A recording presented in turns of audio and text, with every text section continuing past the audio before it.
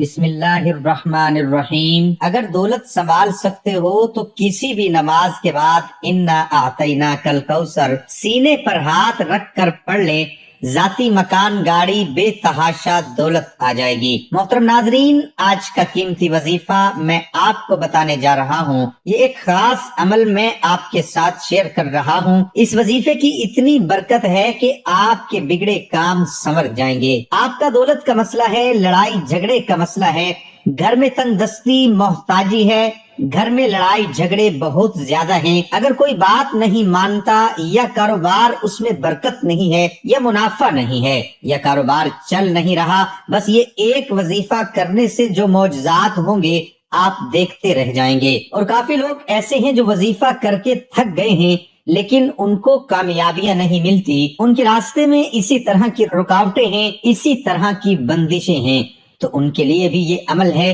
وہ بھی اس وظیفے کو کر لیں تو انشاءاللہ اللہ پاک ایسا معجزہ فرمائیں گے، اللہ پاک ایسا کرم فرمائیں گے کہ تمام مشکلات، تمام پریشانیاں ختم ہو جائیں گی۔ آج کے دن یہ خاص وظیفہ کیجئے، اس سورت کو پڑھنے والا آج تک کبھی کسی حاجت سے محروم نہیں رہا، اس آیت کو پڑھنے والے کو مانگنا نہیں پڑتا اور اسے مل جاتا ہے۔ میرے بھائیوں، نبی کریم صلی اللہ علیہ وآلہ وسلم نے فرمایا، اے عبداللہ بن قیس، کیا میں تمہیں جنت کے خزانوں میں سے ایک خزانے کے متعلق نہ بتاؤں؟ میں نے عرض کیا، یا رسول اللہ صلی اللہ علیہ وآلہ وسلم، کیوں نہیں، ضرور بتائیے۔ تو آپ صلی اللہ علیہ وآلہ وسلم نے فرمایا، تم کہو لا حول ولا قوت الا باللہ، نہ گناہ سے بچنے کی ہمت ہے، نہ نیکی کرنے کی طاقت مگر اللہ کی توفیق صحیح ہے۔ بخاری اور مسلم نے اس کو روایت کیا ہے۔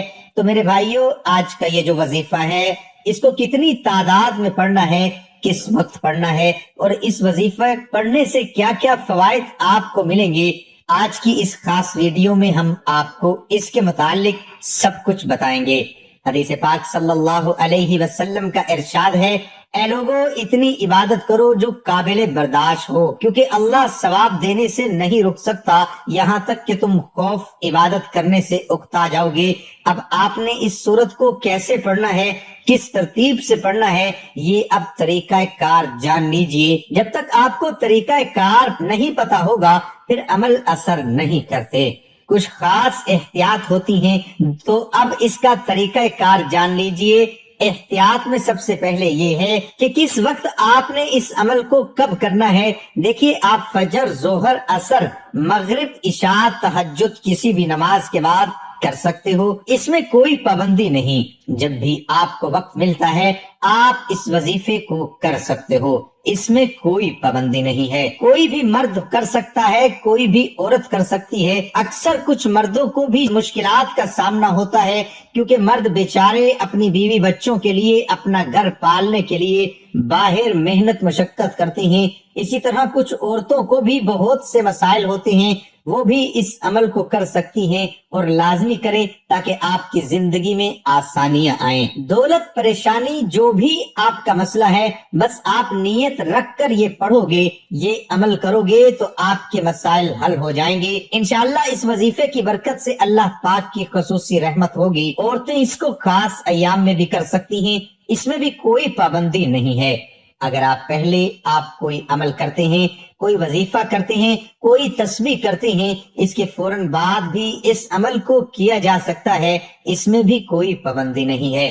وقت کو مد نظر رکھ کے وظیفے کی طرف چلتے ہیں۔ اعوذ باللہ من الشیطان الرجیم، بسم اللہ الرحمن الرحیم۔ یہ وظیفے کا حصہ ہے، آپ نے لازمی پڑھنا ہے۔ اس کے بعد آپ درود شریف پڑھیں گے، ایک بار میرے ساتھ بھی پڑھیے، اللہم صلی علی محمد وعلی آل محمد کما صلیت علی ابراہیم وعلی آل ابراہیم انک حمید مجید، اللہم بارک علی محمد وعلی آل محمد کما بارکت علی ابراہیم وعلی آل ابراہیم انک حمید مجید۔ یہ درود پاک آپ نے 7 بار پڑھنا ہے، آپ صلی اللہ علیہ وآلہ وسلم کی ذات پر۔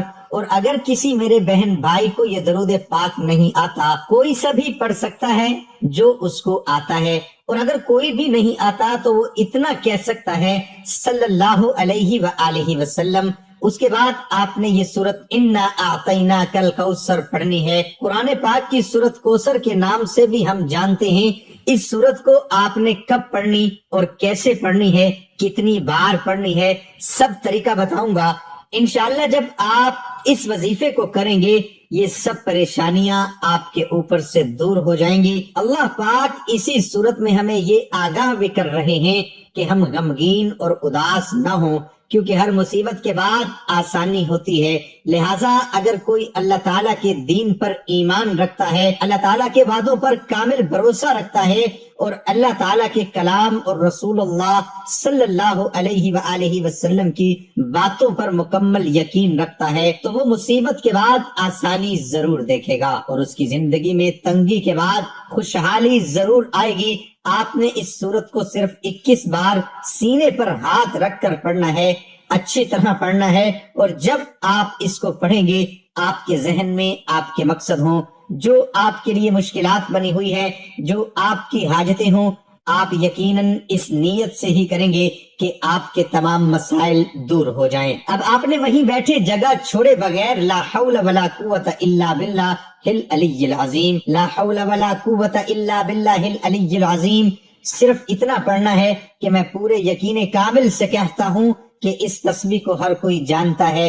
لا حول ولا قوت الا باللہ کا مطلب حضرت عبداللہ بن مسعود رضی اللہ عنہ فرماتے ہیں کہ لا حول ولا قوت الا باللہ کو میں نے رسول اللہ صلی اللہ علیہ وسلم کے سامنے پڑھا تو آپ صلی اللہ علیہ وسلم نے فرمایا کہ اس کا مطلب جانتے ہو کیا ہے؟ میں نے عرض کیا اللہ اور اس کے رسول صلی اللہ علیہ وآلہ وسلم خوب جانتے ہیں۔ آپ صلی اللہ علیہ وسلم نے خود ہی ارشاد فرمایا اس کا مطلب یہ ہے گناہ سے بھرنے کی طاقت نہیں مگر اللہ کی حفاظت سے، اور اللہ کی عبادت کرنے کی قوت نہیں مگر اللہ کی مدد سے، اور فرمایا جو بندہ ہر وقت استغفار کرتا رہتا ہے اللہ اس کی ہر مشکل آسان کر دیتا ہے اور ہر غم دور کر دیتا ہے اور ایسی جگہ سے روزی دیتا ہے کہ جہاں سے اس کا گمان بھی نہیں ہوتا۔ اس کی آپ نے 100 دانوں کی ایک تسبیح کرنی ہے، اس کے بعد آپ نے دعا کرنی ہے سبحان اللہ یا رب کریم، یا اللہ آپ کو اپنی شان کریمی کا واسطہ ہم گناہ گاروں پر اپنے گھر کے دروازے بند نہ کر، ہم سیاہ کار ہیں لیکن ہیں تو تیرے ہی بندے، تیرے سوا ہمارا کوئی سہارا نہیں، یا ذوالجلال والاکرام ہم تجھ سے اپنے گناہ کی معافی مانگتے ہیں جو تنہائی میں کیا یا محفل میں کیا، نادانی میں کیا یا انجانے میں کیا۔ اللہ اپنی شان کریمی کے صدقے، اپنے کعبہ کی عظمت کے صدقے معاف کر دے۔